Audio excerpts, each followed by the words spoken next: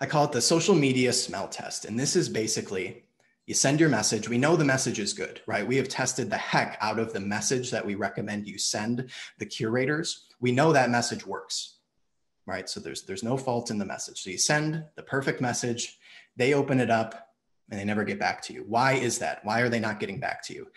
What we've deduced from all of this investigation recently is that it likely has to do with the effect your social media profile is having, the first impression it's making. So what I want to do today is lay out what the ideal Instagram and Facebook profile should look like so that when curators visit it, when they get your message and they go to kind of vet you, check you out, see what you're about, they like what they see, right? They're not put off by it or they're not uninterested in it after seeing your profile. So let's start with, we actually did as always, we kind of brought it in, did a case study on our end with a real member. So let's show you the before. This is an Instagram profile before we made some updates. This is Maria and Miro. Love seeing them on the workshops. This was their Instagram profile a couple of weeks ago. This is very standard looking for a lot of members, but it's actually quite a bit less than ideal. So you can see it has their name. It says they are artists. They have paintings and ceramics. It's got their website URL, and they've got all their work here, even a little bit of them as well. So this is very standard. This is what we see on a lot of our member profiles. So today, let's talk about how you can level this type of profile up, because this type of profile is not good enough to maximize your results from the curators. This is not quite enough where when they visit your profile to vet you, they are thrilled to work with you. So let's talk about how to make some changes to make that difference. Let's look at the after.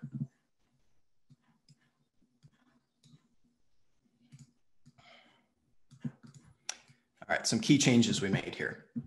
First of all, change the profile picture from the work to them with the work, specifically some human beings.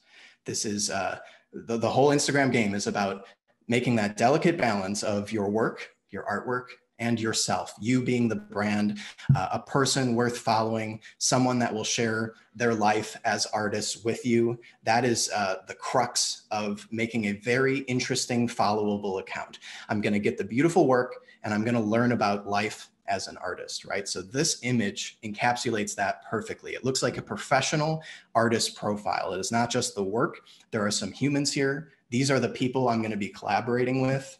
This is a nice little improvement to the profile picture right there. I'll zoom in more. I'm not sure what it's going to look like on your end, so let me make sure it's large enough. Secondly, you can see the ring around this. This is, of course, not something we can add. You need to actually do it. This is the symbol that there is an Instagram story waiting right here.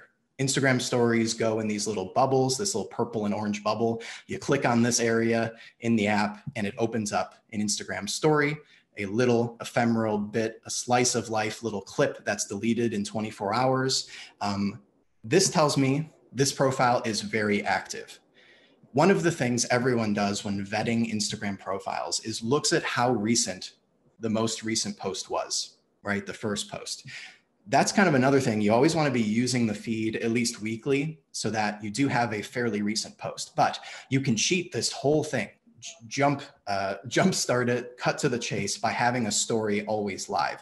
They don't need to click into this and look at the publish date if you have a story live, because this ring would only be here if you've published a story in the last 24 hours. So this becomes kind of synonymous with active profile. If you're using Instagram regularly, you will always have a story here because you will be posting stories several times a day, every day. So just by hitting the profile, we can now, versus this, see at a glance, at a subconscious level, this is an active profile they're using today. As of today, they've been using this profile. So now we know there are some real people here. Here's what they look like. They look really friendly. They look interesting to work with. They're using their profile as of today. That's already a great impression. Going down the list, we have the bio area, right? So before they had paintings, ceramics. This is a good definition of what they sell, right? They sell paintings and ceramics, fair enough. This doesn't do almost anything to talk to you about why you might want to follow this profile, or from the curator point of view, why their audience might be interested in this person's work, right? Painting, ceramics, too broad, too general. You need to sell the why. Why follow this account? Why work with me? So the improvement that was made, we've got Southwest art, Flora art, Italy art, husband and wife duo, mixed media artists, and then prints, limited editions, and originals available. This is all sorts of tradecraft going on here. The first line is telling you why you want to follow this account. It is not broad. It is not follow me if you like paintings. Follow me if you like Southwestern art. Come on, that is perfect. Flora art, Italy art. This is a great pitch for the interest of this account. Next up, a bit about them. Husband and wife duo, mixed media artists. The other one didn't mention a very unique part of this account, which is that it's shared by husband and wife team. So got to call that out. Anything interesting goes right there. And then lastly, telling everyone, telling the public that you sell your work. Before, it just had a link to a website. This could be a portfolio site. This could be anything. That could be a blog. It could be a WordPress blog. Over here, prints, limited editions, and originals available on the website. Tell the world you actually sell your art. This is key for that whole first impression. We're now gathering who these people are, that they use this profile, why I might want to follow them, and that they sell their work. This is a really complete picture. This is what people are looking for. This is how very good profiles are set up. So if yours is not, the comparison really hurts you. Next, they're using highlights. That is this row. This is basically stories from the past that are saved in perpetuity. So it's a kind of a conflict against the whole point of stories, which is that they expire after 24 hours. You can actually, if you choose to, save some into what Instagram calls highlights here. And you can make your highlights have different categories, as you see here. So they have a highlight of stories that are all about them, about us.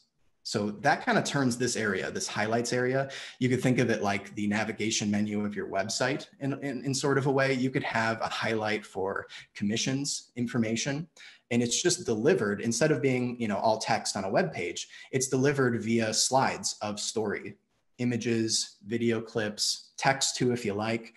It's just delivering that sort of informational content via Instagram stories right here. About us, Southwestern work, clay work, Italian work, Aspen's collection. This is just about using Instagram's features. You kind of accomplish two things. First, it really does help. People can pop in here and learn more about you without leaving the app. That's very powerful. They can see some of your highlighted work without leaving the app, without digging into the feed or waiting until you post new work. That's all valuable on its own. A side value is merely the impression that you're using Instagram. You're using its features, you're aware of them, you're making full use of the app. That is someone that's going to be desirable to follow and work with, someone that's going to be easy to work with on Instagram. They understand all the features, and someone that's going to be fun to follow because they're going to use all of the little bits that make Instagram fun. So I like that use there. When we get down into the feed, not much to improve. They're already doing a good job of showing themselves, but my advice for this is kind of separate from this particular example. General advice for the feed: you want a healthy mix of you and your work. You want it to be both, and you want plenty of your products visible, not just your images, the 2D artwork that you've created.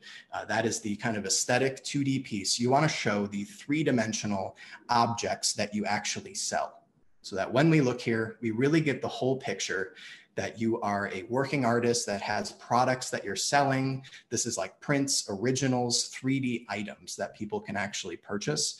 That is what really brings the whole picture together of what it is that you do. Products in the real world are a great sort of confidence builder, that you're a legitimate business. Not anyone. Any artist can create work and show digital images of it on Instagram. Okay, any artist can show their work on Instagram, but having products in the world put you at another level of legitimacy as a business. You do not just have digital images of your work. You have the products. You are selling actual work that goes on real walls in real homes. So that is a huge confidence builder from the point of view of the curator. So altogether, let me zoom out. Let's take a look at these side by side. Those are the changes that were made. I think it is a massive improvement on first glance. It's pretty similar, but when you dig into this step by step, I think this is a big reason that some of our members are having trouble with the curator strategy. They're not passing the smell test. The curator likes that first message. They pop over to see what that person is all about, and they're left less than excited. You know, maybe they're not turned off because it's not awful. They're just not super excited. They don't have a lot of faith that in one thing or another, that you have experience doing this, that you'll know how to run what you're suggesting. There's something off where they're like, you know, not this one. You know, why go after all this work for this particular one? You want them to be thrilled. You want them to see who you are and what you're about and be super excited and to feel confident that their audience will love your work. I think this is going to be a big change, a big shift in that. I think we'll see improvements if you guys kind of what we're calling glow up your Instagram profiles from something like this to something more like this. That's our basic advice. So let me get into how to implement all of this. There's a couple levels. If you know how to use Instagram really well, you're off. Make your profile look like this on the right. We're already doing more and more testing with it, and it all looks great. Highly recommend make your profile look like this. Go off and do it. If you need help, you're not sure how to use some of these features, how to create highlights, things like that, we are in production on an Instagram playbook this week, right now, in real time. It will have video, how to create Instagram highlights, what they're all about, how to post stories, what that's all about. If you're that type of learning person, stay tuned for the Instagram playbook. And then there's a third tier. You guys may have heard that we are experimenting with offering some services. This is just kind of dipping our toes in, little bits, little services here and there. One such service that we are looking at offering is to do this for you. It's the Instagram glow up. It's the we take over your profile and upgrade it for you.